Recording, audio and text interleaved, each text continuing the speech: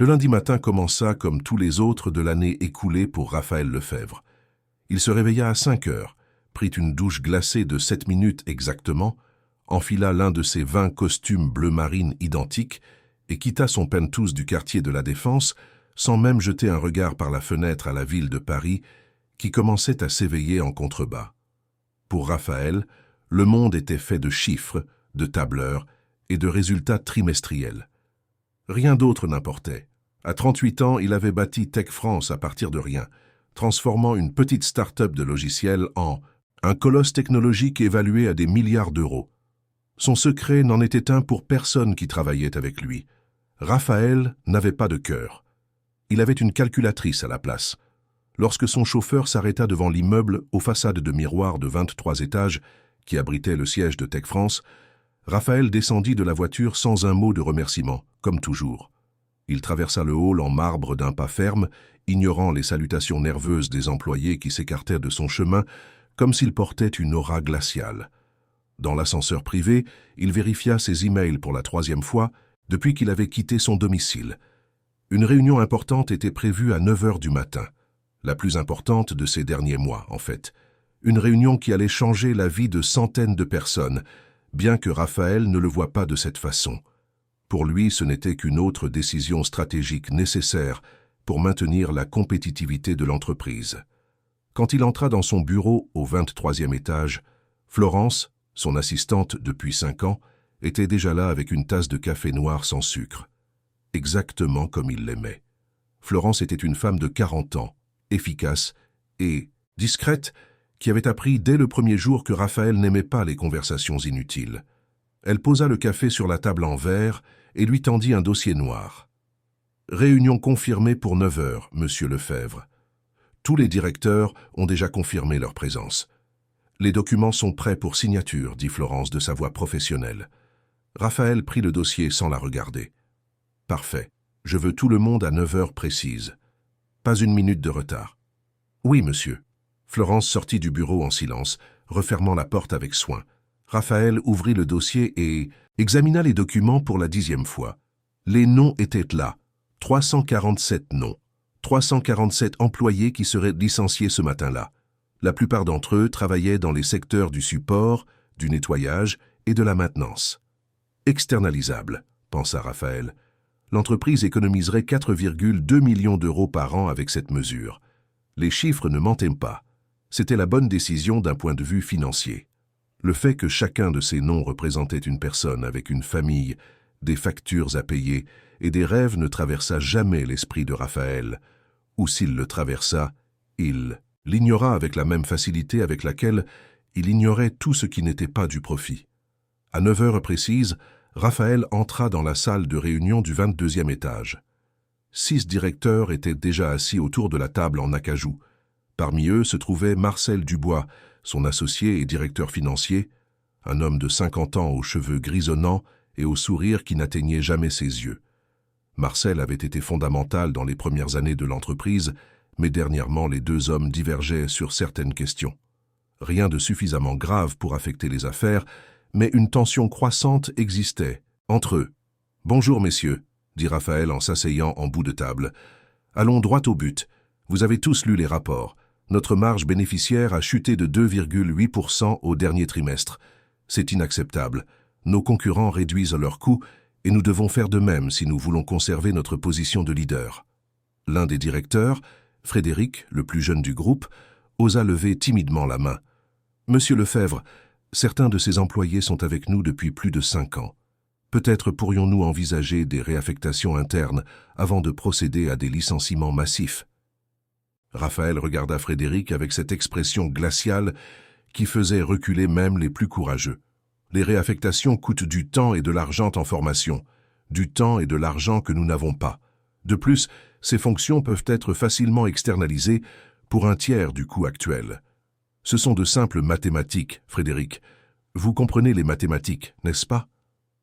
Frédéric déglutit et hocha la tête, replongeant son regard dans ses papiers. Personne d'autre n'osa poser de questions. Raphaël ouvrit le dossier et commença à faire passer les documents pour signature. Chaque directeur signa là où c'était indiqué, autorisant les licenciements dans leurs départements respectifs. Quand vint le tour de Marcel, il hésita une fraction de seconde avant de signer. « Un problème, Marcel ?» demanda Raphaël, sa voix tranchant l'air comme une lame. « Aucun problème, Raphaël. C'est juste que c'est la plus grande vague de licenciements que nous ayons jamais faite. Nous devrons bien gérer la communication pour éviter les problèmes avec la presse. » Raphaël eut un sourire sans humour. « La presse oubliera ça en une semaine, et si elle n'oublie pas, nos bénéfices du prochain trimestre la feront changer de sujet. Fais-moi confiance. » La réunion se termina en moins de 20 minutes. Les documents étaient signés. Les licenciements commenceraient à être communiqués le lendemain. Raphaël retourna à son bureau, ressentant cette satisfaction froide de celui qui a accompli une autre tâche nécessaire. Il n'était pas cruel par plaisir. Il ne voyait tout simplement pas les gens comme des personnes. Il voyait des chiffres, des coûts, des actifs et des passifs. Sa capacité à déconnecter toute empathie était ce qui l'avait rendu si brillant. Du moins, c'est ce qu'il se disait. Le reste de la journée se déroula normalement. Réunions, appels, analyse de rapports. Raphaël quitta à peine son fauteuil, sauf pour aller aux toilettes. Il ne déjeuna pas, demandant simplement à Florence de lui apporter une barre protéinée et un jus vert. La nourriture était du carburant, rien de plus. À 18 heures, alors que la plupart des employés étaient déjà partis, Raphaël était encore dans son bureau, révisant les projections financières pour l'année suivante. C'est alors qu'il entendit frapper timidement à la porte. « Entrez », dit-il, sans quitter l'écran de son ordinateur des yeux. La porte s'ouvrit et Florence apparut, mais il y avait quelque chose de différent dans son expression. Elle semblait mal à l'aise, presque nerveuse. « Monsieur Lefebvre, excusez-moi de vous déranger, mais il y a une situation au 15e étage qui nécessite votre attention. » Raphaël la regarda enfin, irrité. « Quel genre de situation? N'avons-nous pas des responsables d'étage pour ça? » « Je sais, monsieur, mais c'est à propos d'une employée de nettoyage. Elle a amené sa fille au travail et la petite cause quelques perturbations. Le responsable des RH a essayé de régler le problème, mais la situation s'est compliquée. L'employée dit qu'elle n'a personne pour garder l'enfant, et que si on la renvoie maintenant, elle perdra sa journée de travail et ne peut pas se le permettre. » Raphaël serra les dents. « Et pourquoi est-ce mon problème, Florence ? Nous avons des politiques claires concernant les enfants sur le lieu de travail. Je sais, monsieur, mais la petite a commencé à pleurer très fort, et cela perturbe une présentation importante pour des clients japonais au 15e étage. Le responsable a pensé que vous pourriez peut-être autoriser une exception juste pour aujourd'hui, pour éviter un incident plus grave. » Raphaël prit une profonde inspiration, sentant l'irritation monter. C'était exactement le genre de distraction qu'il détestait. Les problèmes humains. Des problèmes qui ne pouvaient pas être résolus avec un tableur. Mais il savait aussi qu'une présentation ruinée avec les Japonais pourrait coûter un contrat de plusieurs millions. Il ferma son ordinateur portable avec plus de force que nécessaire. « Je vais régler ça personnellement, dit-il en se levant, et je veux le nom de cet employé. Nous allons avoir une conversation sur le professionnalisme. » Florence déglutit. « Oui, monsieur. Elle s'appelle Lucie Martin. » Raphaël ne pouvait pas savoir, en suivant Florence jusqu'à l'ascenseur, que ce nom était sur le point de changer sa vie pour toujours, que la fillette qui pleurait au 15e étage était une petite bombe à retardement sur le point de faire exploser toutes ses certitudes, que dans quelques heures, les 347 licenciements qu'il avait signés le matin même reviendraient le hanter d'une manière qu'il n'aurait jamais pu imaginer. Tout ce que Raphaël savait, tandis que l'ascenseur descendait, c'est qu'il était agacé de devoir s'occuper personnellement de quelque chose d'aussi trivial qu'un enfant au mauvais endroit. Il n'avait aucune idée qu'il était sur le point de rencontrer la seule personne capable de faire tomber toutes ses défenses, une fillette de 6, sans aux grands yeux et à l'honnêteté, qui trancherait son cœur de glace comme un couteau chaud dans du beurre. Lorsque les portes de l'ascenseur s'ouvrirent au 15e étage, Raphaël put immédiatement entendre les pleurs stridents d'un enfant résonner dans le couloir. Sa mâchoire se contracta. Il détestait le bruit, il détestait le désordre, et il détestait définitivement devoir descendre personnellement pour résoudre un problème que n'importe quel manager moyen aurait dû être capable de gérer. Florence le guida dans le couloir jusqu'à l'espace d'attente, près de la salle de conférence, où se déroulait la présentation pour les clients japonais. Là, assise sur une chaise en plastique bleu, se trouvait une fillette d'environ 6 ans, avec des tresses mal faites et une robe rose délavée. Elle pleurait abondamment, le visage rouge et humide de larmes. À côté d'elle, à genoux sur le sol, se tenait une femme d'une trentaine d'années, trop maigre, avec des cernes profonds et un uniforme de nettoyage vert qui semblait trop grand pour son corps frêle.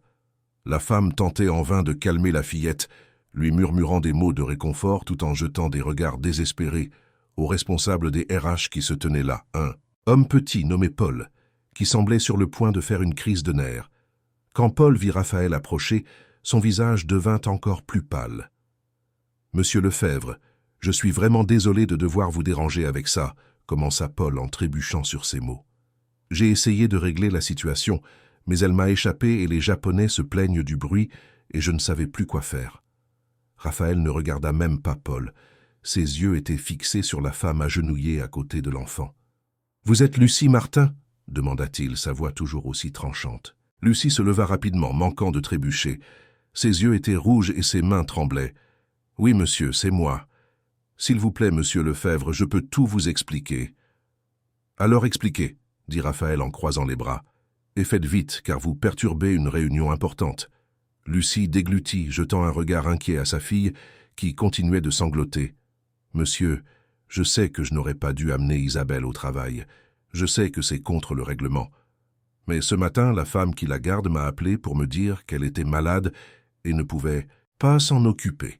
J'ai essayé d'appeler ma sœur, ma voisine, tout le monde que je connais, mais personne ne pouvait. Et je ne peux pas m'absenter du travail, monsieur. Je ne peux pas me le permettre. Je vous promets que ça n'arrivera plus. S'il vous plaît, juste pour aujourd'hui. Elle restera tranquille, je le jure. » La voix de Lucie était chargée de désespoir, et Raphaël pouvait voir la panique réelle dans ses yeux. C'était le genre de situation qu'il résolvait normalement avec une phrase. « Les règles sont faites pour être suivies. Trouvez un autre emploi si vous ne pouvez pas les respecter. » Mais il y avait quelque chose dans la façon dont cette femme le regardait, comme si sa vie dépendait de cette décision, qui le fit hésiter une fraction de seconde. Et c'est dans cette fraction de seconde que la fillette, Isabelle, cessa de pleurer et le regarda droit dans les yeux.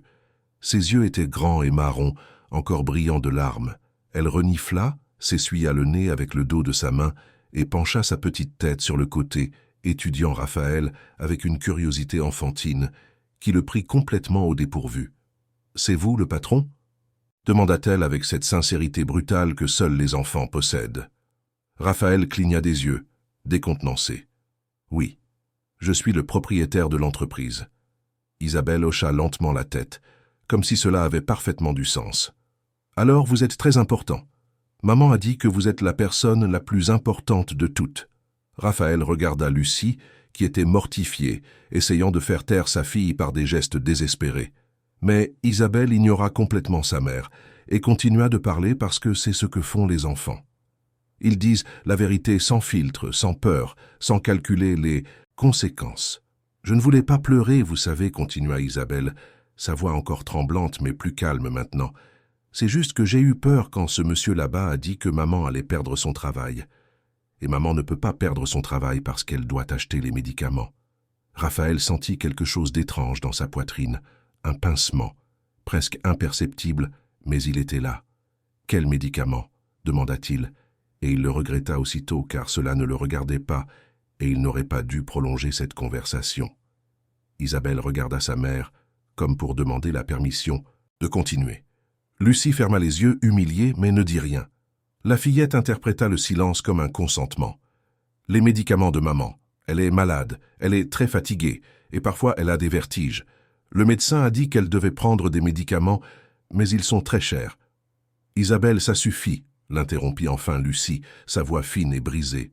« Monsieur Lefebvre ne veut pas entendre parler de ça. » Mais il y avait maintenant des larmes dans les yeux de Lucie, des larmes qu'elle essayait désespérément de retenir. Raphaël resta là, debout, sans savoir exactement quoi faire. C'était un territoire inconnu pour lui, les émotions, la vulnérabilité, des problèmes qui ne pouvaient pas être résolus avec un tableur Excel. Il aurait dû simplement les renvoyer toutes les deux et en finir. C'est ce que l'ancien Raphaël aurait fait sans hésiter. Mais pour une raison qu'il ne comprenait pas, les mots ne sortirent pas. Isabelle fit un pas dans sa direction, et Raphaël eut un mouvement de recul instinctif, mais il se força à rester immobile. La fillette était si proche maintenant qu'il pouvait voir les taches de rousseur sur son petit nez. Elle tendit sa petite main, et avant qu'il ne puisse réagir, elle prit la sienne. Sa main était si petite, si chaude, si confiante. « Ma maîtresse a dit que les gens bien aident les autres gens bien, » dit Isabelle, le regardant avec ses yeux immenses, remplis d'un espoir innocent. « Et maman est très bien. Elle travaille beaucoup et ne se plaint jamais, et elle me fait toujours sourire, même quand elle est triste. Alors vous, qui êtes si important? Vous ne pouvez pas l'aider. Juste un petit peu ?» Le couloir devint absolument silencieux. Florence, Paul et même Lucie semblaient retenir leur souffle. Raphaël regarda la petite main chaude qui tenait la sienne, cet enfant qui le fixait avec une foi si pure, si absolue, que quelque chose en lui commença à se fissurer. C'était comme si un rayon de lumière avait trouvé une fissure dans un mur de béton et commençait à l'élargir lentement mais inexorablement. « Je dois retourner travailler », murmura Raphaël, sa voix sortant étrangement, presque rauque. Il retira doucement sa main et regarda Paul. « Elle peut rester aujourd'hui. Mais trouver une salle vide à l'étage inférieur où l'enfant pourra rester jusqu'à la fin de la journée. Et je veux que quelqu'un la surveille pour s'assurer qu'elle ne se promène pas. »« Oui, monsieur, » dit Paul immédiatement, visiblement soulagé. Lucie laissa échapper un soupir qui semblait venir du plus profond de son âme. « Merci beaucoup, monsieur Lefebvre. Merci infiniment. Je vous promets que cela ne se reproduira plus jamais. » Raphaël hocha la tête rigidement et commença à se tourner pour retourner à l'ascenseur, mais la voix d'Isabelle l'arrêta une fois de plus. « Merci, monsieur le patron. Je savais que vous étiez gentil. » Raphaël ne répondit pas. Il ne se retourna pas. Il continua simplement à marcher, mais tandis que l'ascenseur remontait vers le 23e étage, il ne pouvait pas chasser de son esprit la sensation de cette petite main dans la sienne, la façon dont Isabelle avait dit ces mots avec tant de certitude. « Je savais que vous étiez gentil. » Comme si c'était un fait, comme si elle pouvait voir en lui quelque chose que lui-même ne voyait plus depuis des années. Peut-être n'avait-il jamais vu. De retour dans son bureau, Raphaël tenta de se remettre au travail, mais il découvrit qu'il ne pouvait pas se concentrer. Ses yeux revenaient sans cesse sur le dossier, noir posé sur son bureau. Le dossier avec les 347 noms. 347 personnes qu'il avait licenciées sans ciller, sans perdre une seconde de sommeil. Des personnes qui avaient probablement aussi des enfants, qui avaient aussi des factures à payer, qui avaient aussi des problèmes de santé ou des médicaments chers, ou des rêves qui étaient sur le point d'être anéantis. Pour la première fois depuis longtemps, Raphaël Lefebvre ressentit quelque chose qu'il ne savait plus nommer. Ce n'était pas encore de la culpabilité, pas du regret. C'était juste une petite fissure dans l'armure qu'il avait construite autour de lui. Une fissure qui était sur le point de se transformer en un abîme. Raphaël ne dormit pas bien cette nuit-là. C'était rare pour lui, qui s'endormait habituellement dès que sa tête touchait l'oreiller, épuisé par une autre journée de travail intense.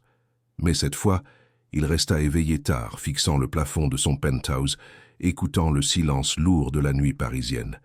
Il ne pouvait s'empêcher de penser à la fillette, à la façon dont elle avait tenu sa main, à la confiance absolue dans sa voix quand elle avait dit qu'elle savait qu'il était gentil. Personne ne l'avait qualifié de gentil depuis des années. Efficace, oui. Intelligent, certainement. Implacable, toujours. Mais gentil, ce mot semblait ne pas appartenir au même dictionnaire qui décrivait Raphaël Lefebvre, et il y avait autre chose qui le dérangeait. Les médicaments chers, la maman malade. Lucie était clairement malade, travaillant malgré tout parce qu'elle n'avait pas le choix. Combien d'autres personnes dans son entreprise étaient dans la même situation? Combien se traînaient au travail chaque jour malades, désespérés, parce qu'une absence signifiait ne pas pouvoir payer les factures à la fin du mois? C'étaient des questions que Raphaël ne s'était jamais posées auparavant, n'avait jamais voulu se poser. Mais maintenant, elles étaient là, martelant sa tête, refusant de s'en aller. Le lendemain matin, Raphaël arriva au bureau plus tôt que d'habitude. À 7 heures, quand Florence arriva, il était déjà dans son bureau avec une tasse de café froid sur la table et l'ordinateur allumé. Florence parut surprise de le voir là si tôt, mais ne fit aucun commentaire. Elle prépara simplement un café frais et le posa sur son bureau comme elle le faisait toujours. « Florence !» dit Raphaël sans quitter l'écran des yeux. « J'ai besoin que vous me sortiez quelques dossiers, des informations sur des employés, Florence prit sa tablette, prête à noter. « Bien sûr, monsieur Lefebvre. Quels employés spécifiquement ?» Raphaël hésita un instant, comme s'il envisageait de faire marche arrière. Mais les mots sortirent. « Lucie Martin, l'employée de nettoyage qui était ici hier avec sa fille. Je veux voir son dossier complet. Ancienneté, évaluation de performance, tout. » Si Florence fut surprise par la demande, elle ne le montra pas. Elle hocha simplement la tête. « Je m'en occupe immédiatement, monsieur. » 20 minutes plus tard, Florence revint avec un dossier. Elle le posa sur le bureau de Raphaël avec précaution, comme si elle manipulait quelque chose de délicat. « Voici les informations que vous avez demandées. Lucie Martin, 32 ans, a travaillé chez Tech France pendant 5 ans comme employée permanente dans le secteur du nettoyage. Ses évaluations de performance sont toutes excellentes. Jamais eu d'avertissement, jamais absente sans justification.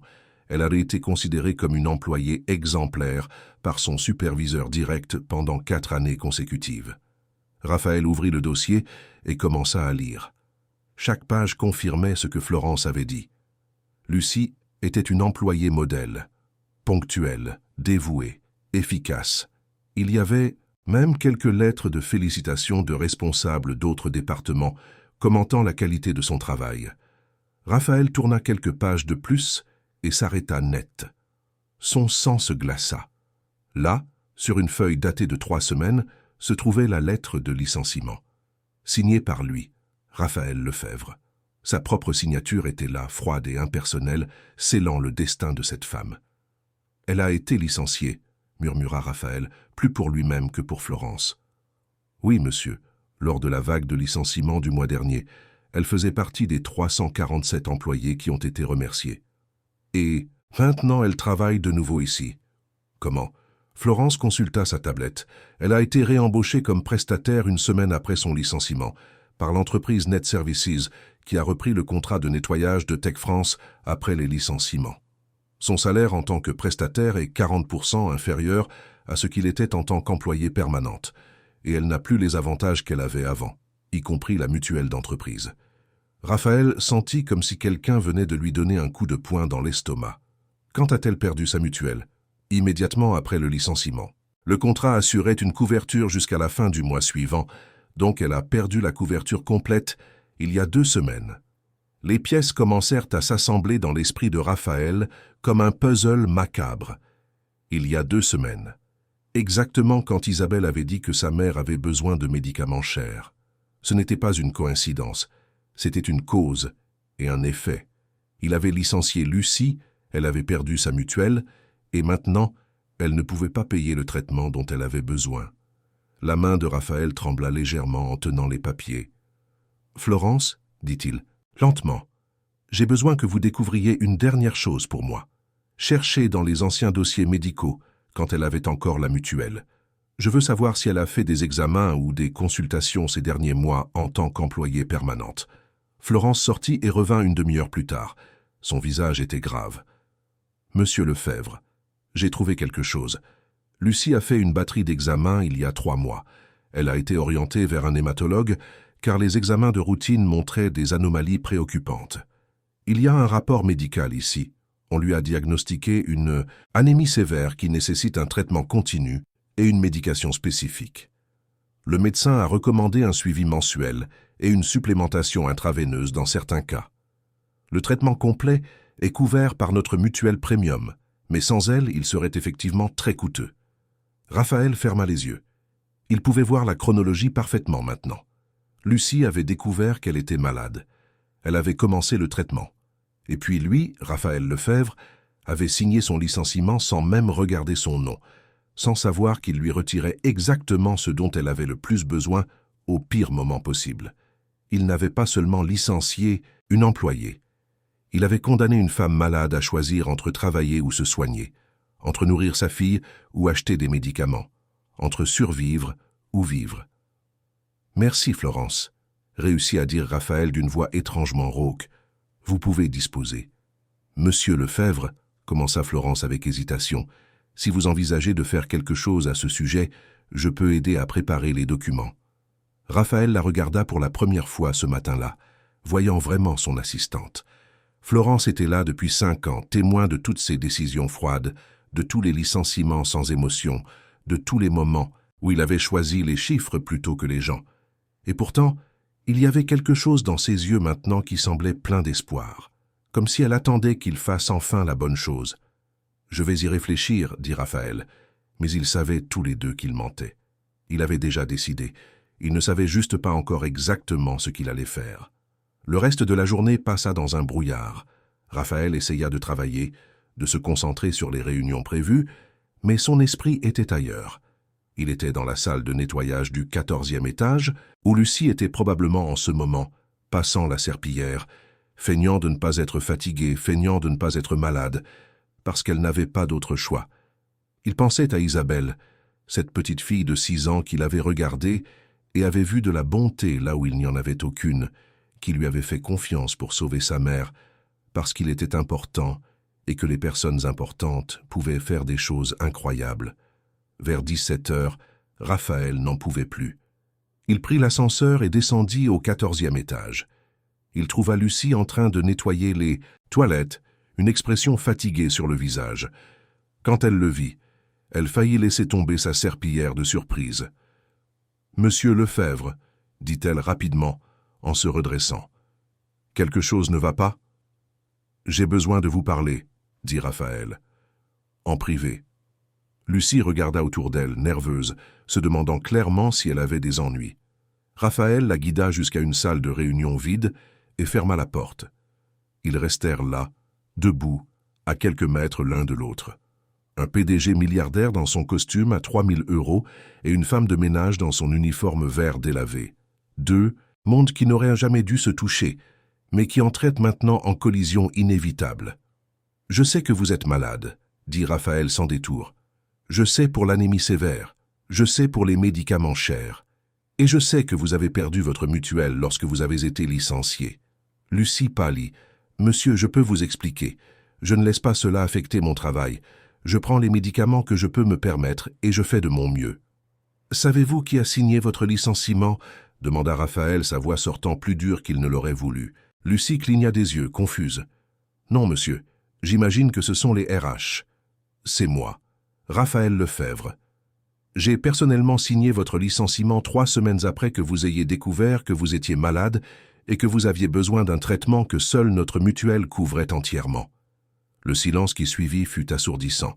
Lucie le regarda avec ses yeux fatigués, traitant l'information. Raphaël s'attendait à voir de la colère, du ressentiment, de l'accusation. Mais ce qu'il vit fut bien pire. L'acceptation, la résignation. Comme si elle n'était même pas surprise, comme si ce n'était qu'une autre des cruautés normales de la vie. « Je comprends, monsieur, » dit-elle finalement. « Ce sont les affaires. Je ne vous en veux pas. » Et ce fut cela qui brisa complètement Raphaël.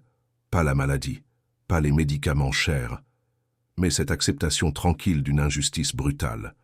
Cette dignité silencieuse de quelqu'un qui était habitué à être écrasé par le système et qui n'attendait plus rien de différent. Pour la première fois de sa vie d'adulte, Raphaël Lefebvre eut honte de lui-même. Raphaël passa de nouveau toute la nuit éveillé. Mais cette fois, ce n'était pas par agitation, c'était parce qu'il travaillait. Pour la première fois, depuis des années, il travaillait sur quelque chose qui n'avait rien à voir avec les bénéfices, les actions ou les parts de marché. Il travaillait sur un moyen de réparer ce qu'il avait brisé, ou du moins d'essayer. À 3 heures du matin, lorsqu'il ferma enfin son ordinateur portable, il avait un plan. Ce n'était pas parfait. Cela allait probablement causer des problèmes. Cela allait certainement amener Marcel et les autres directeurs à remettre en question sa santé mentale. Mais c'était la bonne chose à faire, et Raphaël découvrit que cela comptait pour lui maintenant d'une manière qui n'avait jamais compté auparavant. Le lendemain matin, il arriva au bureau à 7 heures précises et demanda à Florence de convoquer une réunion urgente avec les départements juridiques et des ressources humaines. Quand tout le monde fut réuni dans son bureau, Raphaël présenta son plan. Il voulait réintégrer Lucie Martin comme employée permanente immédiatement. Non seulement cela, mais il voulait augmenter son salaire de 20% par rapport à ce qu'elle gagnait avant son licenciement et lui donner la meilleure mutuelle que l'entreprise offrait. Avec une couverture totale pour son traitement. La directrice des RH, Carla, une femme de 50 ans, avec 25 ans d'expérience en gestion du personnel, le regarda comme s'il lui avait poussé une deuxième tête. « Monsieur Lefebvre, avec tout le respect que je vous dois, cela créerait un précédent dangereux. Nous venons de licencier 347 employés. Si nous commençons à réembaucher des gens et en plus avec une augmentation de salaire, nous allons avoir une avalanche de procès et de plaintes. » « Alors qu'ils viennent, » dit Raphaël avec une fermeté qui le surprit lui-même. « Cette employée a 5 ans d'excellente performance. Elle a été licenciée au pire moment possible et travaille en étant malade. Parce que nous n'avons pas la décence de garantir à nos employés des conditions de santé de base. Cela s'arrête aujourd'hui. » « Mais monsieur, » tenta d'argumenter l'avocat de l'entreprise, « cela coûtera à l'entreprise non seulement son salaire, mais créera aussi des attentes.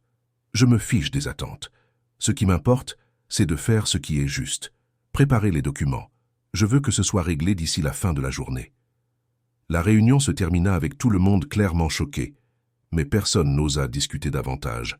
Lorsqu'il fut de nouveau seul, Raphaël prit le téléphone et appela Florence. « Trouvez Lucie Martin et demandez-lui de venir à mon bureau à 15 heures. Dites-lui que ce n'est rien de grave, que j'ai juste besoin de lui parler d'une opportunité. » À 15 heures précises, Lucie frappa à la porte du bureau de Raphaël. Elle entra nerveusement, se tordant les mains, se préparant clairement à de mauvaises nouvelles. Raphaël l'invita à s'asseoir, mais elle refusa poliment, disant qu'elle préférait rester debout car son uniforme était sale à cause du travail.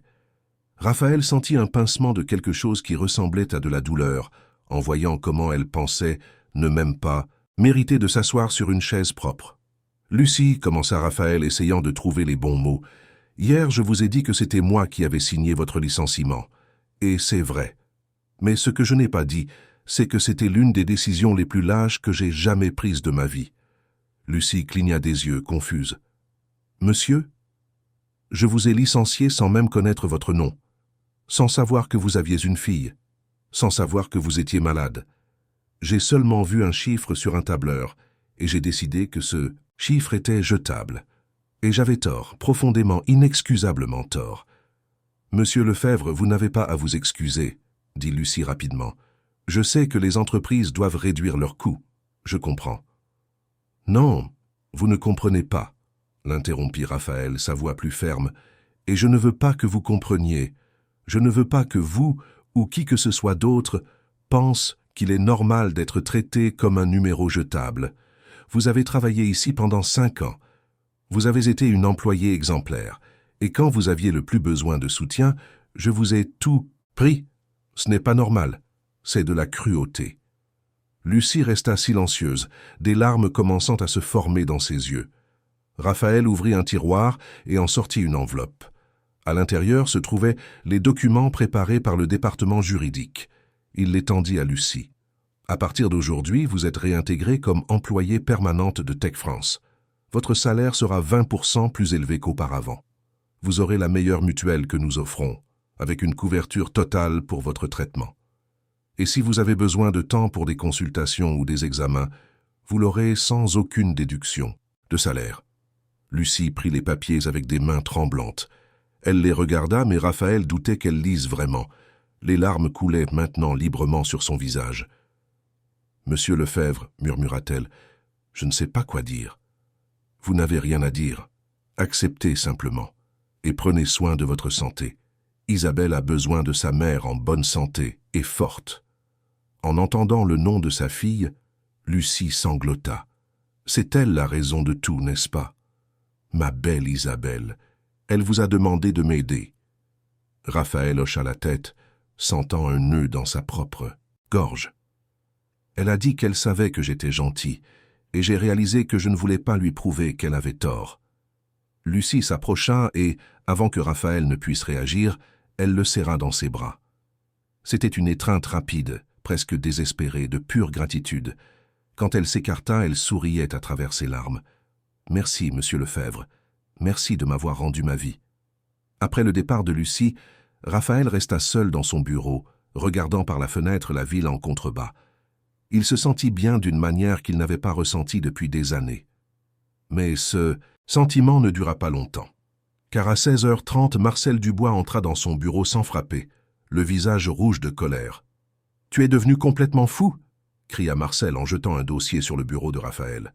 Tu viens de réintégrer une employée qui a été licenciée il y a 3 semaines, avec une augmentation de salaire, le lendemain d'une vague massive de suppression de postes. As-tu la moindre idée du message que cela envoie ? Raphaël se détourna de la fenêtre et fit face à son associé. Cela envoie le message que nous reconnaissons quand nous commettons une erreur et que nous sommes prêts à la corriger. Une erreur. Marcel eut un rire sans humour. Ces licenciements nous ont fait économiser 4,2 millions d'euros par an, Raphaël. 4,2 millions. Et maintenant, tu veux tout jeter par la fenêtre pour une femme de ménage ? Elle a un nom, Lucie Martin. Et ce n'est pas à cause d'elle, c'est à cause de moi. C'est parce que j'ai enfin réalisé que bâtir un empire sur la souffrance de gens bien, ce n'est pas le succès. C'est juste de la cruauté déguisée en efficacité. Marcel le fixa comme si Raphaël était un étranger. « Qui es-tu et qu'as-tu fait du Raphaël Lefebvre que je connais ?» Peut-être que le Raphaël Lefebvre que tu connaissais n'a jamais été celui qu'il aurait dû être, répondit calmement Raphaël. La discussion dura plus d'1 heure. Marcel présenta des chiffres, des projections, des avertissements sur la réaction des autres actionnaires. Raphaël écouta tout patiemment, mais ne changea pas d'avis. Quand Marcel sortit enfin en claquant la porte, Raphaël savait que c'était loin d'être terminé. Il avait mis un coup de pied dans une fourmilière et les conséquences ne faisaient que commencer. Le lendemain, la nouvelle de la réintégration de Lucie se répandit dans l'entreprise comme une traînée de poudre. Les employés chuchotaient dans les couloirs, spéculant sur ce que cela signifiait. Les personnes licenciées commencèrent à appeler les RH, voulant savoir si elles aussi seraient rappelées. Les actionnaires commencèrent à envoyer des emails inquiets, et Marcel commença à organiser une opposition formelle. Mais Raphaël ne fit pas marche arrière. En fait, il alla plus loin. Il convoqua une réunion avec tous les directeurs et annonça sa décision de créer un fonds d'assistance médicale pour les employés ayant besoin de traitements non couverts par la mutuelle standard. Il annonça également qu'il révisait personnellement tous les cas de licenciement pour identifier d'autres situations injustes qui devaient être corrigées. « Tu es en train de saboter ta propre entreprise », dit froidement Marcel à la fin de la réunion. « Non », répondit Raphaël. « Je suis en train de la sauver, seulement d'une manière que tu ne peux pas encore voir. » Ce soir-là, en quittant le bureau, Raphaël trouva Isabelle et Lucie qui l'attendaient dans le hall. Isabelle tenait un morceau de papier plié. Quand elle vit Raphaël, elle courut vers lui avec un immense sourire. « Je vous ai fait un dessin », dit-elle en lui tendant le papier. Raphaël ouvrit le dessin.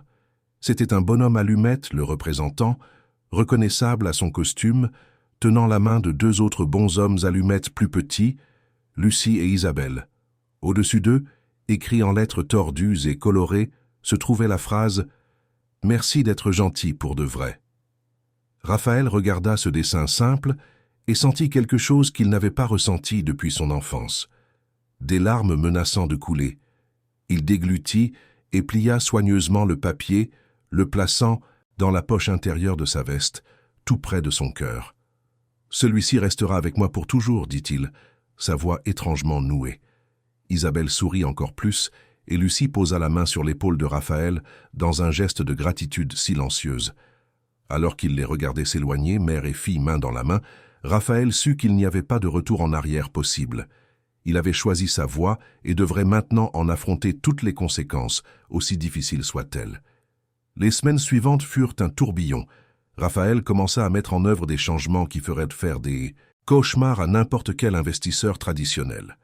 D'abord, il y eut l'augmentation de salaire généralisée pour tous les employés des secteurs de base. Nettoyage, sécurité, maintenance. Ensuite, il annonça la création d'un fonds d'urgence médicale qui couvrirait les traitements spéciaux pour tout employé en ayant besoin. Mais le changement le plus radical vint lorsqu'il convoqua une réunion et présenta le projet du Centre de bien-être Tech France, un espace au rez-de-chaussée de l'immeuble qui comprendrait une crèche gratuite pour les enfants des employés, une petite salle de sport, une salle de repos et même un cabinet médical avec des soins de base gratuits.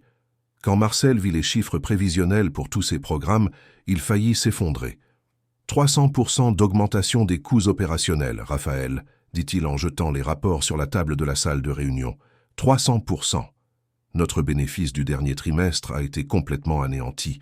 Les actionnaires sont furieux. Je reçois des appels toutes les heures de gens qui veulent ta tête. » « Laisse-les vouloir, » répondit calmement Raphaël. « Montre-leur les autres chiffres. Le taux de rotation du personnel a chuté de 80%. Les arrêts maladie ont diminué de 60%. La productivité a augmenté de 40%. Nos ingénieurs déposent 2 fois plus de brevets parce qu'ils ne sont plus stressés à se demander s'ils auront un emploi le mois prochain. » Ce sont des chiffres à long terme, Raphaël. Les actionnaires veulent des bénéfices maintenant.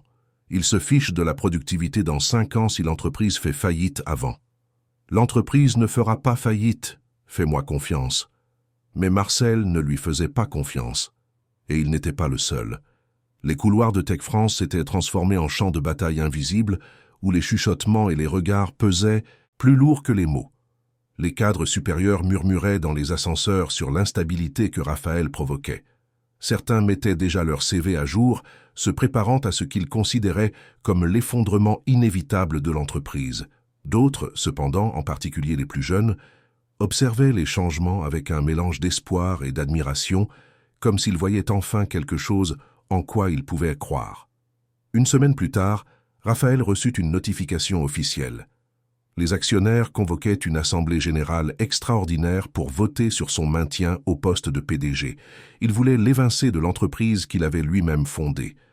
La nouvelle se répandit rapidement chez Tech France. Les employés étaient divisés. Les cadres plus âgés, habitués à l'ancien Raphaël, pensaient qu'il traversait une sorte de crise existentielle et qu'il serait préférable pour tout le monde qu'il parte et laisse quelqu'un de plus rationnel prendre la relève. Mais les employés des secteurs de base, ceux qui bénéficiaient directement des changements, commencèrent à se mobiliser. Lucie, qui avait été promue superviseur de son secteur, après avoir démontré des résultats exceptionnels en quelques mois, fut l'une de celles qui prirent les devants. Elle organisa des réunions discrètes avec des représentants de tous les départements. Elle parla avec le personnel de nettoyage, de la sécurité, de la cantine, de la maintenance. Toutes les personnes que Raphaël avait oubliées avant qu'Isabelle ne lui rappelle son humanité. Dans ses paroles, il y avait une passion contagieuse, une conviction qu'il devait se battre pour cet homme qui s'était battu pour eux quand personne d'autre ne l'aurait fait. Pendant ces réunions clandestines, des histoires émergeaient. Jean, du secteur de la sécurité, raconta comment il avait enfin pu payer l'opération du genou de son père grâce au fonds médical. Marianne, de la maintenance, révéla que pour la première fois en 5 ans, elle pouvait passer du temps de qualité avec ses enfants, car elle avait maintenant des horaires plus flexibles et n'avait plus besoin de faire 3 postes pour survivre. Carlos, de la cantine, admit qu'il pensait à tout abandonner avant les changements, épuisé physiquement et émotionnellement, mais qu'il sentait maintenant avoir de nouveau un but. Chaque histoire était une brique dans la construction de quelque chose de plus grand, une muraille de gratitude et de loyauté qui s'érigeait autour de Raphaël. Pendant ce temps, Raphaël subissait la pression de toutes parts. Marcel s'était allié aux principaux actionnaires et organisait son départ. Ils avaient les chiffres de leur côté. Les coûts avaient en effet explosé. Le bénéfice du trimestre s'était effondré. Dans une analyse purement financière à court terme, Raphaël était en train de détruire l'entreprise. Pendant les réunions avec les directeurs, l'ambiance était tendue et glaciale. Frédéric, le plus jeune directeur qui avait osé remettre en question les licenciements initiaux, se trouvait maintenant partagé entre l'admiration pour ce que Raphaël faisait et la peur que l'entreprise ne survive vraiment pas à ces changements radicaux. Un après-midi particulièrement difficile, après une réunion spécialement brutale où 3 directeurs avaient démissionné en affirmant qu'ils ne pouvaient pas continuer à travailler dans une entreprise sans direction claire, Raphaël se retrouva seul dans son bureau à regarder l'horizon parisien. Pour la première fois depuis qu'il avait pris sa décision, il se permit de se demander s'il avait fait le bon choix. Peut-être que Marcel avait raison. Peut-être était-il irresponsable, plaçant ses convictions personnelles au-dessus du bien-être de l'entreprise qu'il avait construite à partir de rien. Peut-être valait-il mieux faire marche arrière, annuler certains changements, trouver un compromis. C'est à ce moment de doute que Florence entra dans son bureau, apportant du courrier. C'était une simple enveloppe, sans expéditeur officiel. À l'intérieur se trouvait une lettre manuscrite d'une employée de nettoyage du service de nuit, quelqu'un dont Raphaël ne connaissait même pas l'existence. La lettre était courte, mais dévastatrice dans sa sincérité. Elle écrivait qu'elle pensait à mettre fin à ses jours après avoir découvert que son fils avait une maladie nécessitant un traitement coûteux. Comment la nouvelle mutuelle de l'entreprise avait tout couvert. Comment elle avait maintenant de nouveau de l'espoir. Et elle terminait par une phrase simple. « Merci de me rappeler qu'il existe encore des gens bien dans ce monde. » Raphaël lut cette lettre 3 fois et chaque fois les mots pesaient plus lourds. Il rangea la lettre dans le même tiroir où il gardait le dessin d'Isabelle et sut qu'il ne pouvait pas reculer. Peu importe à quel point ce serait difficile. Mais alors, quelque chose d'inattendu se produisit. Un important magazine d'affaires, l'Essor économique, le contacta pour demander une interview. Ils avaient entendu des rumeurs sur les changements radicaux chez Tech France et voulaient en savoir plus. Marcel déconseilla vivement l'interview, arguant que toute publicité à ce moment-là serait désastreuse. Il prédit que l'article serait une exécution publique, exposant les prétendues erreurs de gestion de Raphaël à la vue de tout le pays. Mais Raphaël accepta quand même. S'il devait être chassé de sa propre entreprise, il voulait au moins que le monde sache pourquoi. Il voulait que les gens comprennent qu'il avait essayé de faire quelque chose de différent, de mieux, même s'il avait échoué. L'interview eut lieu un jeudi après-midi au siège même de Tech France. Le journaliste, un homme nommé Robert Durand, un vétéran du milieu des affaires avec plus de 20 ans d'expérience dans la couverture du marché financier, arriva avec une équipe de photographes et de caméramans. Il avait la réputation d'être dur mais juste, de ne pas avoir peur de poser les questions difficiles, mais aussi d'écouter vraiment les réponses.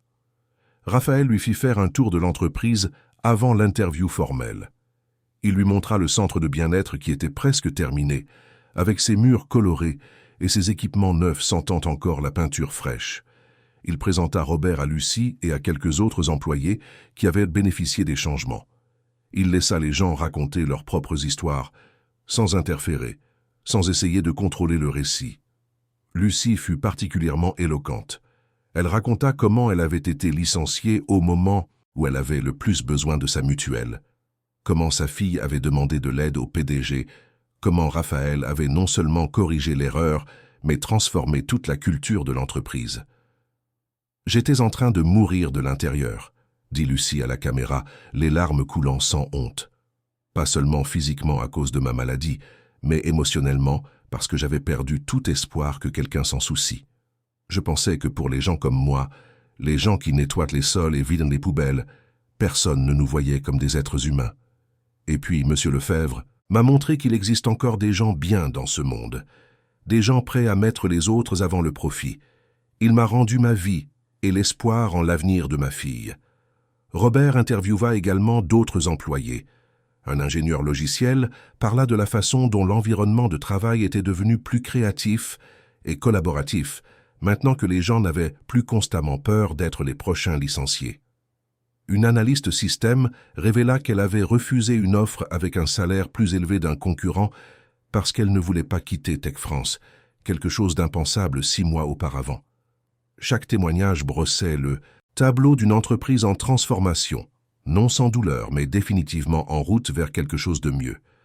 Lorsque l'interview formelle eut enfin lieu, Robert alla droit au but. « Monsieur Lefebvre, vos actionnaires disent que vous sabotez votre propre entreprise. Que répondez-vous à cela ?» Raphaël prit une profonde inspiration. « Je réponds qu'ils regardent les mauvais chiffres. Oui, nos coûts opérationnels ont considérablement augmenté. Mais notre productivité a également augmenté. Notre taux de rotation a chuté de façon spectaculaire. Nous retenons des talents que nous aurions perdus auparavant parce qu'ils se sentaient exploités et dévalorisés. Nos ingénieurs innovent à un rythme que nous n'avions jamais vu auparavant, parce qu'ils travaillent maintenant pour une entreprise qui se soucie vraiment d'eux. Mais qu'en est-il du bénéfice trimestriel ?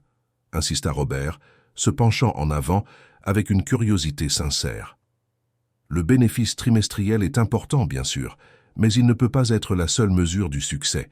Si votre seule préoccupation est le prochain trimestre, vous prendrez des décisions à courte vue qui détruiront l'entreprise à long terme.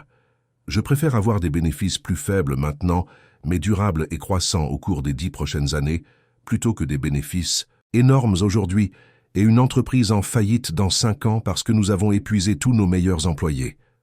Nous avons brûlé leurs âmes, leur créativité, leur loyauté. Et puis nous sommes surpris quand ils nous quittent, ou quand il cesse de s'en soucier. Robert fit une pause, consultant ses notes. « J'ai fait des recherches sur votre histoire, monsieur Lefebvre. Vous avez bâti cette entreprise à partir de rien il y a 12 ans. Pendant tout ce temps, vous aviez la réputation d'être implacable, voire cruel dans vos décisions d'affaires. Qu'est-ce qui a changé? Qu'est-ce qui a poussé un homme comme vous à faire un virage aussi spectaculaire ?» Raphaël sourit, un sourire triste mais sincère. « Une fillette de 6 ans m'a tenu la main et m'a dit qu'elle savait que j'étais gentil. Et j'ai réalisé que je ne l'étais pas, mais que je voulais l'être. Parfois, tout ce dont nous avons besoin, c'est que quelqu'un croise en nous pour nous donner le courage de changer. Et si les actionnaires votent pour vous évincer de l'entreprise ?» Raphaël regarda directement la caméra, sa voix ferme et claire. « Alors je saurai que j'ai choisi de me battre pour ce qui était juste, même en sachant que je pourrais tout perdre. Et je dormirai bien la nuit grâce à cela, parce que pour la première fois depuis de nombreuses années, je peux me regarder dans le miroir sans avoir honte de l'homme que je vois en face de moi. » L'article parut dans l'édition de la semaine suivante et fit immédiatement sensation. Le magazine mit Raphaël en couverture avec le titre « Le PDG qui a choisi les gens plutôt que le profit, génie ou folie ». L'article détaillait tous les changements qu'il avait mis en œuvre, y compris l'histoire de Lucie et Isabelle. Il citait les chiffres de productivité accrus. Il présentait des témoignages d'employés dont la vie avait été transformée. Et il posait une question provocatrice. Et si Raphaël Lefebvre avait raison? Et si le modèle traditionnel de maximisation du profit à court terme était insoutenable? Et si la véritable innovation ne résidait pas dans la technologie, mais dans l'humanité? La réponse fut immédiate et écrasante. L'article devint viral sur les réseaux sociaux. Les gens le partageaient en disant qu'ils voulaient travailler dans des entreprises comme Tech France. Les étudiants en gestion commencèrent à citer Raphaël comme un exemple de leadership éthique dans leurs travaux académiques. Les professeurs d'université discutaient du cas dans leurs cours. Les forums d'affaires en ligne débattaient avec ferveur pour savoir si Raphaël était un visionnaire ou un idiot. Mais le plus important, c'est que des investisseurs institutionnels internationaux commencèrent à appeler. De grands fonds d'investissement, qui privilégiaient la responsabilité sociale des entreprises, voulaient en savoir plus sur Tech France. Certains manifestèrent même leur intérêt pour l'achat d'actions, attirés non pas malgré les changements humanitaires, mais à cause d'eux.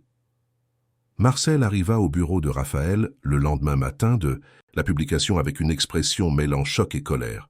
« Tu avais prévu ça », l'accusa-t-il en jetant un exemplaire du magazine sur la table. « Tu savais que l'article aurait cet impact. J'espérais que les gens verraient la valeur de ce que nous faisons, » corrigea calmement Raphaël. « Mais je n'ai rien prévu d'autre que de dire la vérité. J'ai prévu d'être honnête sur les raisons pour lesquelles j'ai fait ce que j'ai fait. Et apparemment, cela a trouvé un écho auprès des gens. » « Les actionnaires veulent annuler l'Assemblée, dit Marcel, sa voix chargée de frustration et de quelque chose qui pourrait être un respect réticent. Le cours de nos actions a grimpé de 15% depuis hier. Des fonds d'investissement font la queue pour prendre une participation dans l'entreprise. Tous parlent de la façon dont ton modèle humanisé est l'avenir des affaires. Tu as gagné, Raphaël. Contre toute attente, tu as vraiment gagné. Alors c'est réglé, dit Raphaël, mais il n'y avait pas de triomphe dans sa voix. Juste un soulagement là. Non, ce n'est pas réglé, explosa Marcel, sa retenue finissant par céder. Tu as eu de la chance, Raphaël. De la pure chance. Si cet article n'était pas devenu viral, tu serais dehors maintenant. Ta tête serait sur un plateau. Et pourtant, tu veux continuer cette folie? Tu ne peux pas simplement accepter la victoire et redevenir au moins un peu plus conservateur. Ce n'est pas de la folie, Marcel. C'est la bonne façon de faire des affaires. Et oui, je veux que l'Assemblée ait lieu. Marcel le regarda comme s'il était devenu complètement fou. Pourquoi? Tu as déjà gagné. Les actionnaires ne voteront pas contre toi maintenant que le marché a validé tes actions. Tu peux simplement passer à autre chose. Exactement. Je veux qu'ils votent en faveur non pas parce que c'est financièrement rentable maintenant, mais parce que c'est la bonne chose à faire, toujours. Je veux un engagement réel envers cette philosophie, pas seulement une acceptation opportuniste parce que ça a marché cette fois. Parce que, Marcel, il y aura des moments où cette approche ne sera pas la plus rentable à court terme, il y aura de mauvais trimestres, il y aura des crises, et à ces moments-là, j'ai besoin de savoir que l'entreprise est engagée envers ses valeurs. pas seulement envers ses bénéfices. Tu en demandes beaucoup, Raphaël. Tu demandes à des gens qui ont passé leur vie à adorer le Dieu du profit de se convertir soudainement à une nouvelle religion. Je demande le minimum, l'humanité de base, la décence fondamentale. Et si c'est trop demandé, alors peut-être que nous, en tant que société, sommes dans une situation bien plus sombre que je ne l'imaginais. L'assemblée fut fixée au vendredi suivant.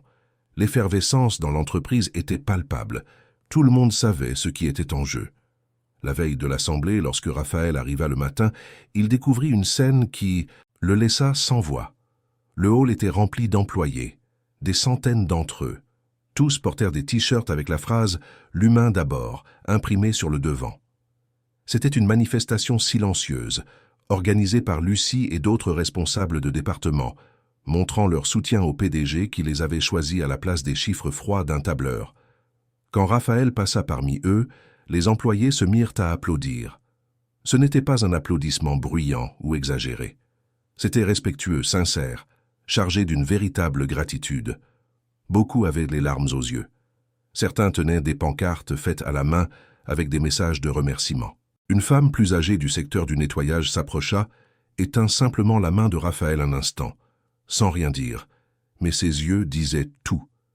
Lucie s'approcha et tendit à Raphaël un épais dossier, si lourd qu'il dut utiliser ses deux mains pour le tenir. À l'intérieur se trouvaient des centaines de pages de rapports et de témoignages, des données sur l'augmentation de la productivité, sur des vies transformées, sur des familles qui avaient maintenant la sécurité et l'espoir. Il y avait des lettres manuscrites d'employés racontant leurs histoires. Il y avait des photos d'enfants souriant dans la nouvelle crèche. Il y avait des graphiques montrant la réduction spectaculaire du stress et de l'épuisement professionnel. Il y avait même des lettres de clients disant qu'ils préféraient faire affaire avec Tech France parce que l'entreprise représentait des valeurs auxquelles ils croyaient. « C'est notre défense pour vous, monsieur », dit Lucie avec un sourire qui illuminait tout son visage. « Parce que vous nous avez défendus quand personne d'autre ne l'aurait fait. Vous nous avez vus quand nous étions invisibles. Vous nous avez valorisés quand nous étions jetables. Et maintenant, nous voulons que tout le monde voie ce que cela signifie. » Raphaël prit le dossier, sentant un poids énorme de responsabilité, mais aussi quelque chose qu'il n'avait pas ressenti depuis longtemps. L'espoir que peut-être, juste peut-être, il pourrait vraiment changer quelque chose, pas seulement chez Tech France, mais dans le monde de l'entreprise dans son ensemble. Peut-être que son histoire pourrait inspirer d'autres PDG à regarder leurs propres entreprises et à voir des personnes au lieu de chiffres. Peut-être qu'une petite fille, lui tenant la main, pourrait être le début de quelque chose de bien plus grand que ce qu'aucun d'entre eux ne pourrait imaginer. Le matin de l'Assemblée se leva nuageux sur Paris, mais Raphaël se réveilla étrangement en paix. Pour la première fois depuis des années, il ne s'inquiétait pas des chiffres, des résultats ou de ce que les investisseurs penseraient de lui. Il avait fait ce qu'il croyait être juste et devrait maintenant vivre avec les conséquences, quelles qu'elles soient. En s'habillant, son regard tomba sur le dessin d'Isabelle qu'il avait encadré et placé sur sa table de chevet. Ces simples bonshommes allumettes se tenant la main, le message naïf mais profond.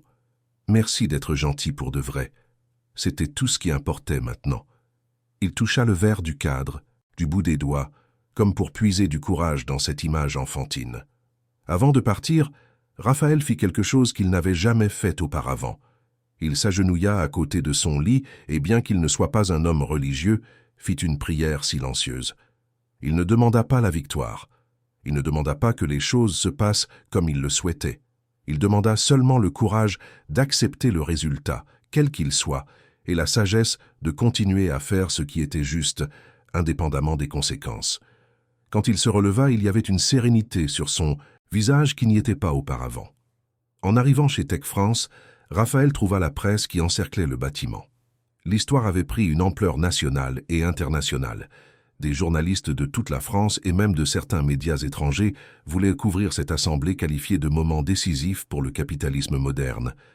Il y avait des caméras de CNN, de la BBC, de Bloomberg, des correspondants parlant anglais, espagnol et même mandarin. C'était exagéré, bien sûr, mais Raphaël en comprenait le symbolisme. Dans un monde où le profit était roi absolu, il proposait quelque chose de radical, que les gens comptent autant que les chiffres. Et le monde observait pour voir si cette proposition serait écrasée ou si elle fleurirait. Dans le hall, Raphaël fut intercepté par plusieurs journalistes voulant des déclarations. Il s'arrêta un instant et dit simplement « Aujourd'hui, il ne s'agit pas de moi. Il s'agit de toutes les personnes qui travaillent dans cette entreprise et qui méritent d'être vues, valorisées et respectées. Le reste, vous le verrez lors de l'assemblée. » Sa voix était calme mais ferme, et quelque chose dans son ton fit reculer respectueusement les journalistes. La salle de réunion du 23e étage était bondée. Tous les principaux actionnaires étaient à présent, certains en personne, d'autres par vidéoconférence. Les écrans géants sur les murs montrèrent des visages d'investisseurs de différentes parties du monde, tous connectés pour assister à ce moment historique. Marcel était assis de l'autre côté de la table, avec une expression soigneusement neutre. Raphaël remarqua que les mains de son associé tremblaient légèrement alors qu'il feuilletait quelques papiers, un signe de nervosité que Marcel montrait rarement. Il y avait aussi des représentants des fonds d'investissement internationaux qui avaient manifesté leur intérêt pour l'entreprise. L'un d'eux, un Britannique nommé James Worthington, représentait un fonds de 5 milliards de dollars spécialisé dans les investissements durables. Il observait tout avec des yeux perçants, prenant des notes occasionnelles sur une tablette. À côté de lui se trouvait Catherine Chen, d'un fonds chinois axé sur la responsabilité sociale des entreprises, et Miguel Castellanos, d'un groupe espagnol qui avait révolutionné le marché européen avec des pratiques commerciales humanisées. Et, dans une décision inhabituelle sur laquelle Raphaël avait insisté, il y avait des représentants des employés, dont Lucie, qui occupait maintenant le poste de directrice des ressources humaines après une promotion éclair basée sur ses résultats extraordinaires. À ses côtés se trouvaient Jean de la sécurité, Marianne de la maintenance et 3 autres employés de différents secteurs. Leur présence était en soi révolutionnaire, une reconnaissance que ceux qui faisaient fonctionner l'entreprise méritaient d'avoir leur mot à dire dans les décisions qui affectaient leur destin. Le président du conseil d'administration, un homme de 65 ans nommé Albert Fontaine, qui avait été témoin d'innombrables batailles d'entreprise au cours de ses décennies d'expérience, ouvrit la séance en frappant légèrement le marteau. « Mesdames et messieurs, nous sommes réunis aujourd'hui pour voter sur le maintien de M. Raphaël Lefebvre au poste de PDG de Tech France. Comme vous le savez tous, des préoccupations importantes ont été soulevées concernant les décisions prises ces derniers mois, notamment en ce qui concerne l'augmentation drastique des coûts opérationnels. Cependant, il y a également eu des développements positifs inattendus qui doivent être pris en considération. Ce n'est pas un vote ordinaire. Ce que nous déciderons ici aujourd'hui pourrait bien définir non seulement l'avenir de Tech France, mais aussi servir de précédent pour l'ensemble du marché des entreprises en France. Il fit une pause, laissant le poids de ces mots flotter dans l'air. Avant de procéder au vote, je vais donner la parole à M. Lefebvre pour ses remarques finales. Monsieur Lefebvre, vous avez 15 minutes. Raphaël se leva, sentant tous les yeux sur lui. Il avait préparé un discours rempli de chiffres et de projections, de graphiques montrant le retour sur investissement à long terme, d'analyses détaillées sur la façon dont la satisfaction des employés se traduisait en productivité. Florence avait passé des jours à l'aider à compiler des données irréfutables. Il avait des arguments économiques solides, des études de cas d'autres entreprises qui avaient adopté des modèles similaires avec succès. Mais quand il ouvrit la bouche, tous ces mots préparés disparurent. À la place, il parla avec son cœur. « Il y a 3 mois, commença Raphaël, sa voix ferme mais chargée d'émotion, j'étais un homme différent. Je voyais cette entreprise comme une machine, des chiffres qui entrent, des produits qui sortent, du profit qui est généré. Les gens qui faisaient tout fonctionner n'étaient que des pièces remplaçables dans cette machine. Si une pièce se cassait ou devenait trop chère, on la jetait simplement et on en mettait une nouvelle. C'était efficace, c'était rationnel. Et c'était complètement, absolument faux. Il fit une pause, regardant autour de la salle, croisant le regard de chaque personne présente. Il a fallu une fillette de 6 ans pour me le montrer. Isabelle, la fille d'une employée que j'avais licenciée sans même connaître son nom. Une employée qui avait travaillé ici pendant 5 ans avec excellence, mais qui pour moi n'était qu'un chiffre sur un tableur de réduction des coûts. Une fillette qui m'a regardé, un homme qui n'avait pas montré une once d'humanité depuis des années, et qui a vu de la bonté là où il n'y en avait aucune. Et puis elle m'a demandé d'aider sa mère, quelque chose de si simple, de si pur, et j'ai réalisé que j'avais un choix. Je pouvais continuer à être la machine froide que j'étais devenue, ou je pouvais essayer d'être la personne gentille que cet enfant croyait que j'étais. Lucie pleurait silencieusement sur son siège, tout comme plusieurs autres employés présents. Même certains des actionnaires semblaient touchés, bien qu'ils essayèrent de le cacher. James Worthington était penché en avant, complètement absorbé. « J'ai choisi de changer », continua Raphaël, sa voix gagnant en intensité. « Et oui, ce changement a coûté de l'argent, beaucoup d'argent. Nos coûts opérationnels ont augmenté de 300%. Notre bénéfice du dernier trimestre s'est effondré. Si vous votez en vous basant uniquement sur ces chiffres, je comprendrai parfaitement. Les chiffres ne mentent pas. Mais ils ne racontent pas non plus toute l'histoire. Ils ne montrent pas Jean, notre agent de sécurité, qui a enfin pu payer l'opération de son père. Ils ne montrent pas Marianne, qui pour la première fois en 5 ans peut voir ses enfants grandir parce qu'elle n'a plus besoin de travailler 3 postes pour survivre. Ils ne montrent pas les centaines d'employés qui viennent maintenant travailler avec de l'espoir, au lieu de la peur. Il prit une profonde inspiration, sentant les émotions menacées de déborder. Mais je vous demande de considérer aussi d'autres chiffres. Notre taux de rotation du personnel, qui coûtait des millions par an en formation et en perte de productivité, a chuté de 80%.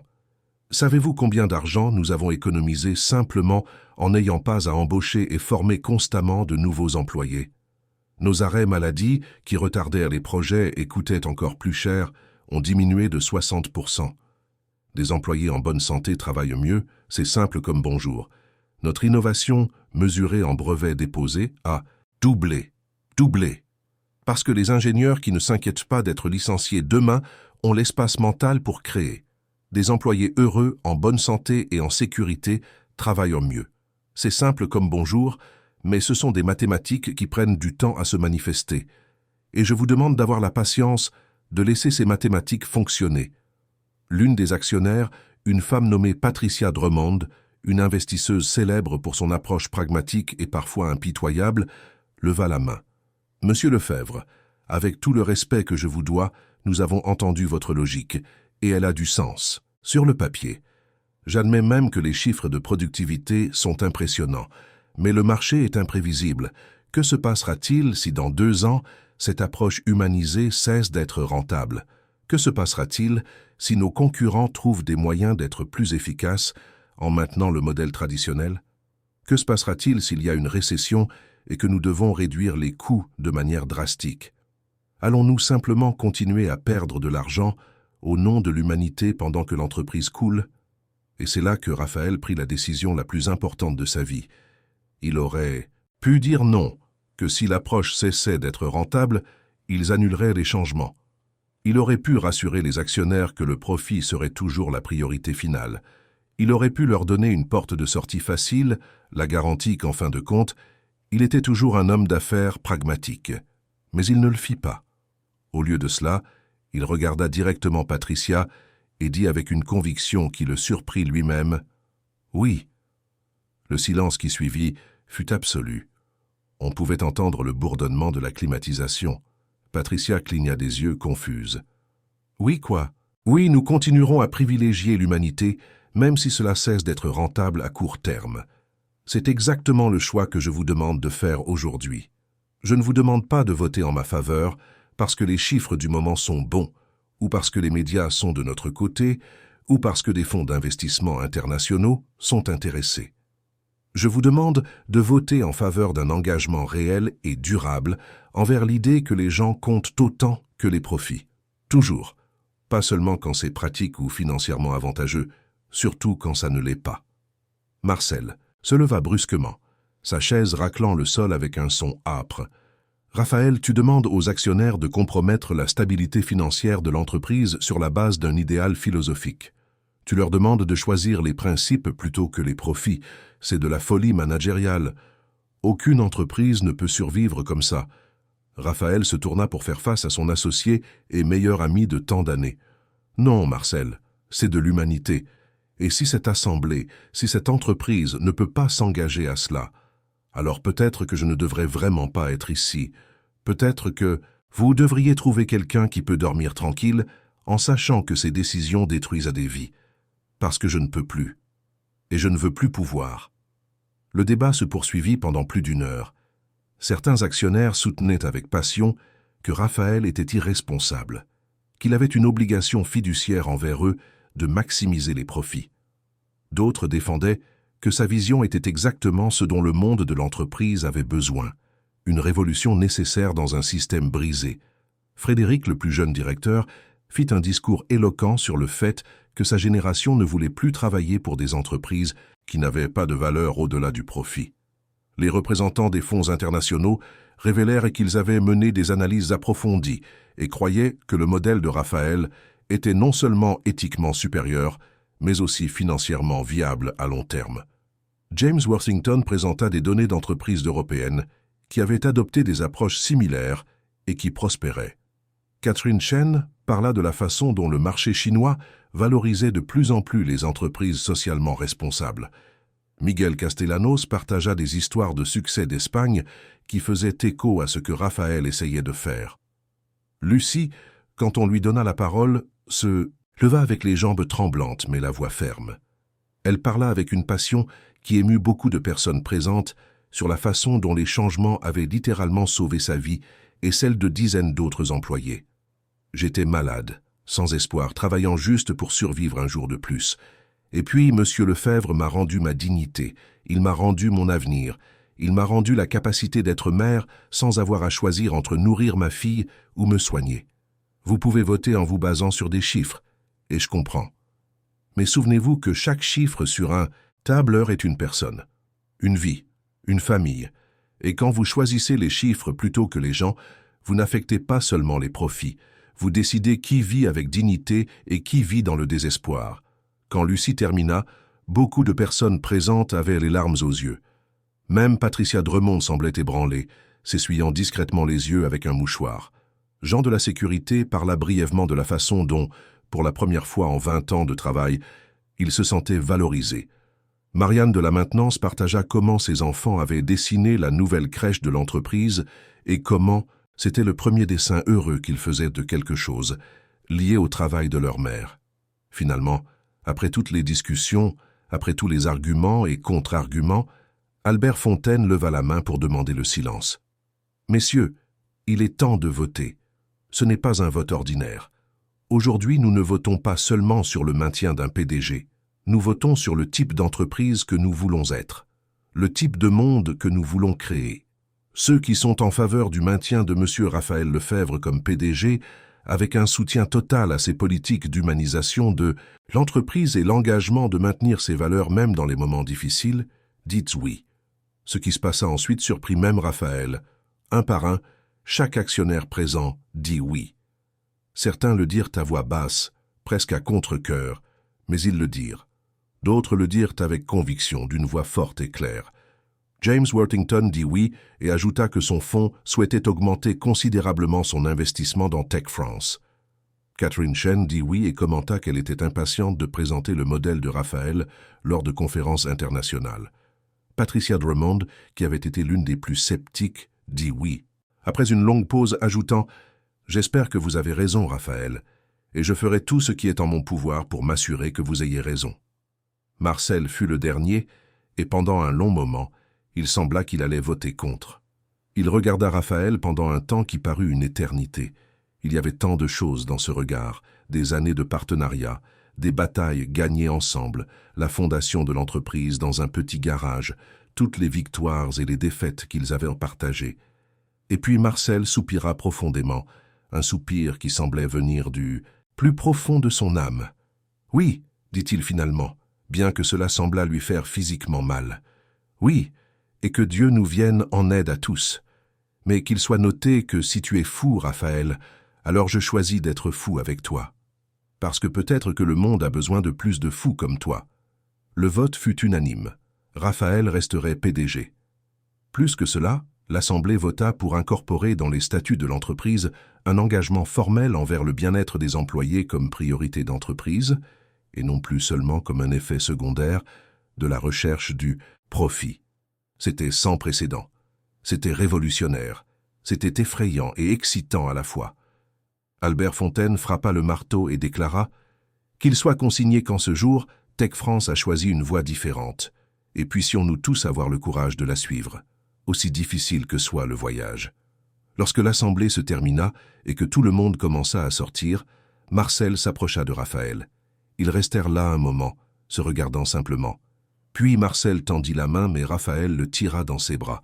« Je pense toujours que tu es fou », murmura Marcel à l'oreille de Raphaël, mais il y avait un sourire dans sa voix. « Mais peut-être que le monde a besoin de plus de fous comme toi. On va faire en sorte que ça marche, Raphaël.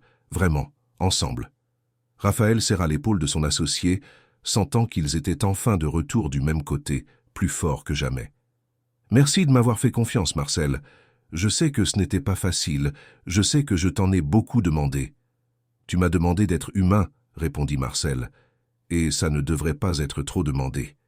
Mais d'une manière ou d'une autre, dans ce monde fou où nous vivons, ça l'est. » Dans les mois qui suivirent, Tech France devint un cas d'étude dans les écoles de commerce du monde entier. Des professeurs de Harvard, Stanford, l'INSEAD, toutes les grandes institutions voulaient étudier le phénomène. Le modèle humanisé de Raphaël s'avéra non seulement éthiquement supérieur, mais aussi étonnamment rentable. Des employés heureux et en sécurité étaient plus productifs, plus créatifs, plus loyaux. Le très faible taux de rotation permit d'économiser des millions en coûts de formation. La réputation positive de l'entreprise attira les meilleurs talents du marché, prêts à accepter des salaires légèrement inférieurs juste pour travailler dans un environnement qui les valorisait en tant qu'êtres humains et non comme des ressources jetables. Les clients, de plus en plus conscients socialement, préféraient faire affaire avec des entreprises qui traitaient leurs employés avec dignité. Tech France commença à recevoir des prix pour le meilleur lieu de travail, la meilleure entreprise en matière de responsabilité sociale, le meilleur modèle de gestion innovante. Mais le plus important, c'est que d'autres entreprises commencèrent à y prêter attention. De petites start-up adoptèrent le modèle dès le début. Quelques grandes entreprises commencèrent à expérimenter des programmes pilotes similaires. Raphaël commença à recevoir des invitations pour donner des conférences dans le monde entier, partageant son histoire de transformation. 6 mois après l'assemblée historique, Raphaël était dans son bureau lorsque Florence annonça qu'il y avait des visiteurs. Lucie entra avec une apparence complètement différente. Elle avait pris un poids santé, ses cernes avaient complètement disparu, et il y avait une lueur dans ses yeux qui n'y était pas auparavant. Son uniforme de femme de ménage avait été remplacé par un tailleur élégant, approprié à son nouveau poste de directrice des RH. Mais ce qui avait le plus changé, c'était sa posture. Elle marchait avec confiance, la tête haute, comme quelqu'un qui connaissait enfin sa propre valeur. À côté d'elle se trouvait Isabelle, maintenant âgée de 7 ans, sautillant d'excitation. Elle avait un peu grandi, mais ses yeux avaient toujours cette même lumière d'innocence et de bonté qui avait touché le cœur de Raphaël des mois auparavant. « Monsieur Lefebvre !» cria Isabelle en courant vers lui. « Je vous ai fait un autre dessin. Celui-ci est spécial. » Raphaël sourit, ce sourire sincère qu'il montrait rarement auparavant, et qui venait maintenant plus facilement, transformant tout son visage. « J'adorerais le voir, Isabelle. Tes dessins sont toujours spéciaux pour moi. » La fillette tendit le papier, et Raphaël l'ouvrit soigneusement, comme s'il s'agissait d'un trésor précieux. Cette fois, le dessin était plus élaboré, avec plus de détails et des couleurs vives. Il montrait Raphaël dans son bureau, mais entouré de dizaines de personnes heureuses de toutes les couleurs et de toutes les tailles. Il y avait des enfants qui jouaient dans la crèche, il y avait des adultes qui souriaient à leur travail. Il y avait même un soleil brillant, avec un visage souriant dans le coin.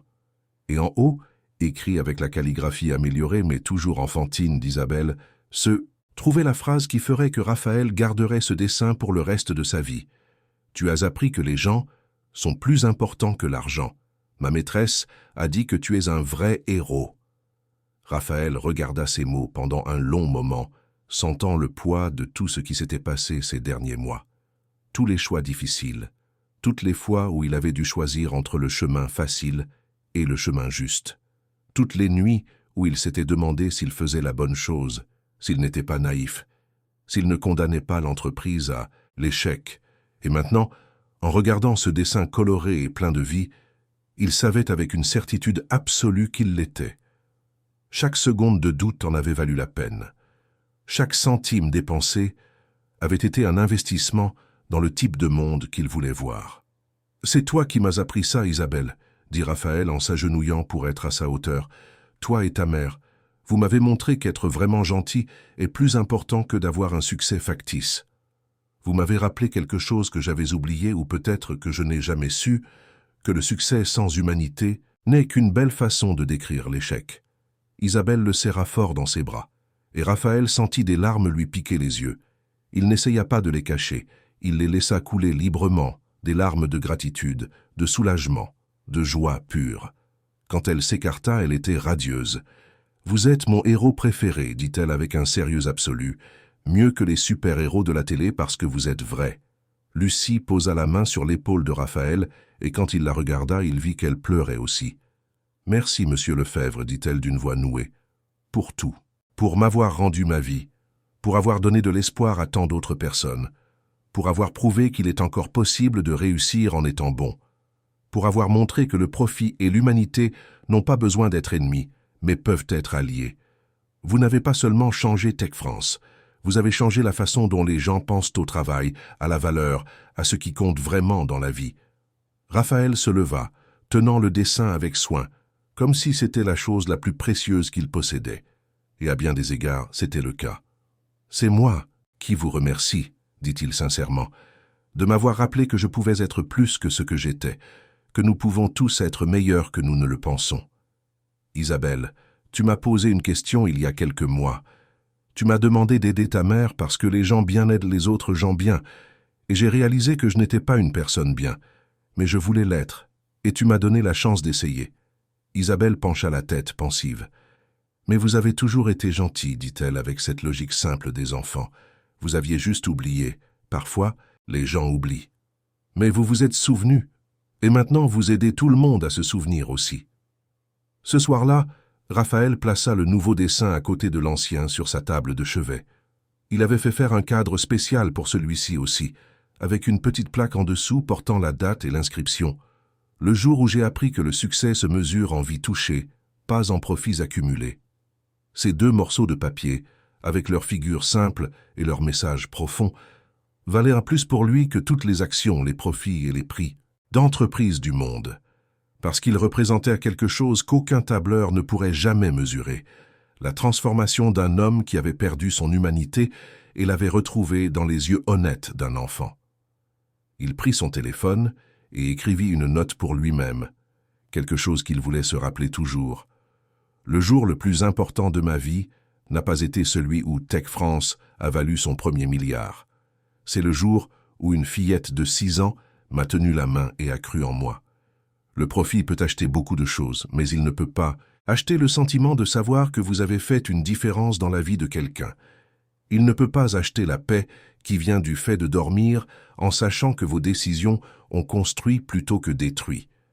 Il ne peut pas acheter la joie simple de se regarder dans le miroir et d'aimer la personne que vous voyez en face de vous. » Et tandis que Paris brillait au dehors, avec ses millions de vies, d'histoires, de luttes et de rêves, tandis que la ville, qui ne dort jamais, continuait sa danse frénétique d'ambition et de survie, Raphaël Lefebvre pouvait, enfin dormir en paix, sachant qu'il avait choisi le bon côté de l'histoire, le côté des gens, le côté de l'humanité, le côté qui, en fin de compte, était le seul qui comptait vraiment, parce que les entreprises vont et viennent, les fortunes se font et se défont, les bâtiments sont construits et démolis.